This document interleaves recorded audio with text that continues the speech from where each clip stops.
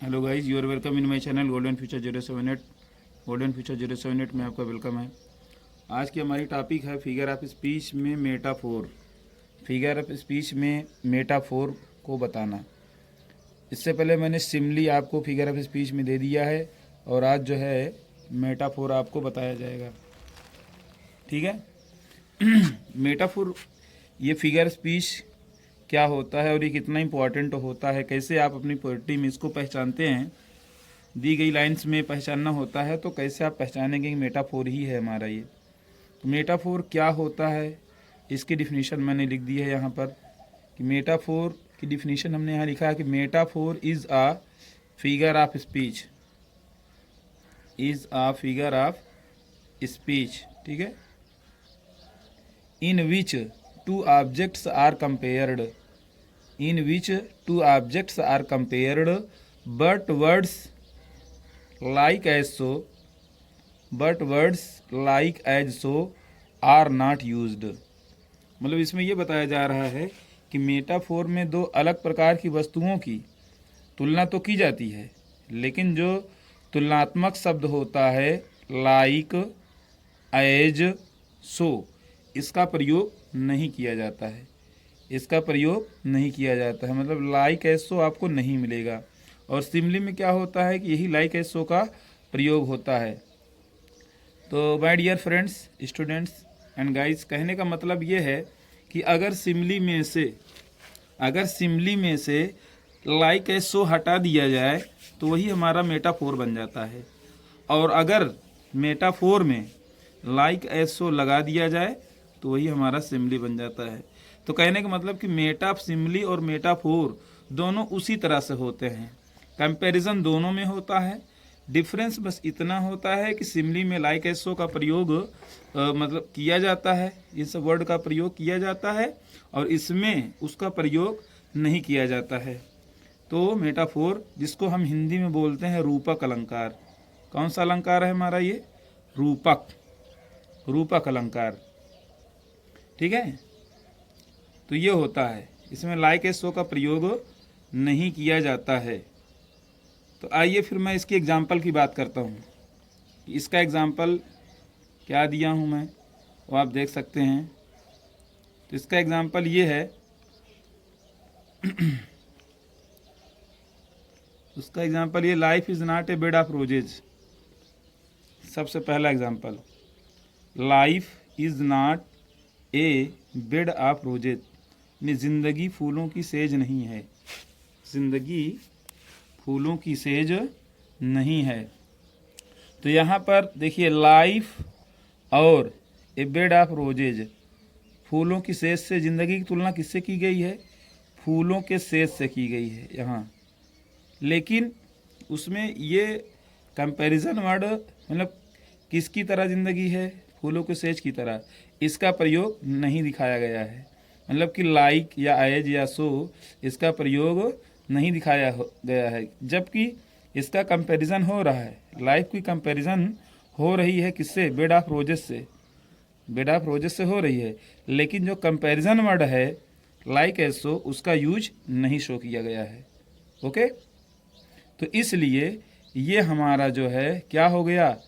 Metaphor. इसको हम लिख देंगे साइड में, मेटाफोर। कभी कभी पहचानना ही तो पड़ता है इसको। तो जब हम इसकी डिफिनीशन जानते रहेंगे, इसकी पहचान जानते रहेंगे, तभी तो हम पहचान सकते हैं ना। और जब हम कोई पहचान, इसकी डिफिनीशन नहीं जानेंगे तो हम कैसे पहचानेंगे कि हमारा कौन सा फिगर ऑफ स्पीच है? सिमली है कि मेटाफोर है या फिर पर्सनिफिकेशन है? ओके, तो इसलिए इसकी पहचान बहुत ज़रूरी है और बहुत आसान है इसकी पहचान।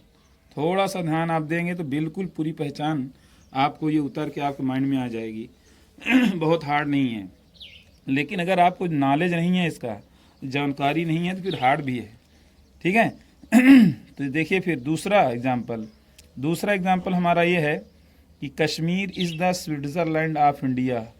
कश्मीर भारत का या हिंदुस्तान का स्विट्ज़रलैंड है। ठीक है।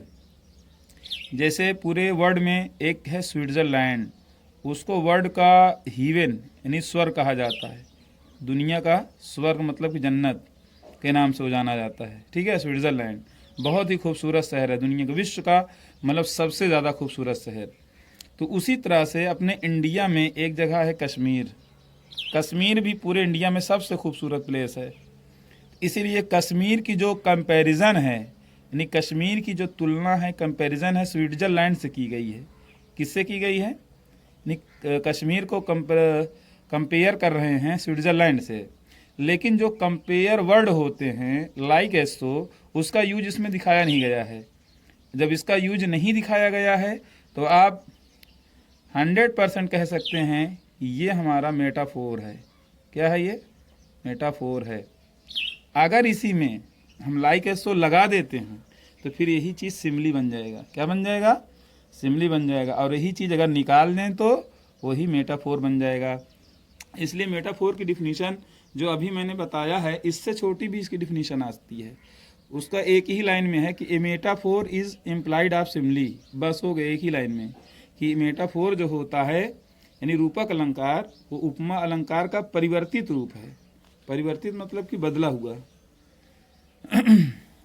फिर उसके बाद तीसरा एग्जाम्पल यह है कि Rana Pratap was a lion in the battlefield. Rana Pratap युद्ध क्षेत्र में एक शेर की तरह थे। किसकी तरह? एक शेर की तरह, अ लायन। ये राणा प्रताप की जो तुलना है, कंपैरिजन है, शेर से की गई है। ठीक है, उनकी तुलना कंपेयर किससे की जा रही है? शेर की तरह। इसी तरह एक एग्जाम्पल टीपू सुल्तान का भी है। Tipu Sultan was a lion in the battlefield. ठीक है, तो कोई बात नहीं, चलिए मैंने इसको कर दिया है। तो Rana Pratap was a lion in the battlefield. Rana Pratap युद्ध क्षेत्र में एक शेर की तरह थे, सिंह की तरह ना। तो इनकी तुलना किससे की जा रही है? शेर से की जा रही है। ठीक है, तो ये क्या हो गया? ये सेंटेंस आप क्या कहेंगे? मतलब कौन सा फिगर स्पीच है सेंटेंस में? तो आप बताएंगे कि सर यहाँ पर मेटाफोर है। क्या है? मेटाफोर। Understood students? मुझे लगता है कि जो है आपको काफ़ी अच्छे ढंग से समझ में आ गया होगा, और नहीं तो फिर इस वीडियो को आप दोबारा भी देख लीजिएगा ताकि आपको और अच्छे ढंग से समझ में आ जाए। ठीक है, वैसे मैं पूरी कोशिश कर रहा हूँ कि बिल्कुल इसको मैं क्लियर कर दूँ। आइए फिर मैं बात करता हूँ मेटाफोर के आगे एक और फिगर ऑफ स्पीच आपका है, जिसको पर्सनाफिकेशन के नाम से जानते हैं। किस नाम से जानते हैं? पर्सनाफिकेशन। इसकी हिंदी होती है मानवीयकरण अलंकार। मानवीकरण। ठीक है, मानवीकरण। पर्सनाफिकेशन वो फिगर ऑफ स्पीच होता है। इसकी डिफिनीशन हमने यहाँ दी है, ये देखिए डिफिनीशन इसकी मैं बता देता हूँ। Personification is a figure of speech, यानी कह रहा है पर्सनाफिकेशन इन मानवीय अलंकार, मानवीकरण अलंकार वह अलंकार होता है इन विच, जिसमें इन एनिमेट ऑब्जेक्ट्स, वस्तुओं को मान लिया जाता है। अब्स्ट्रैक्ट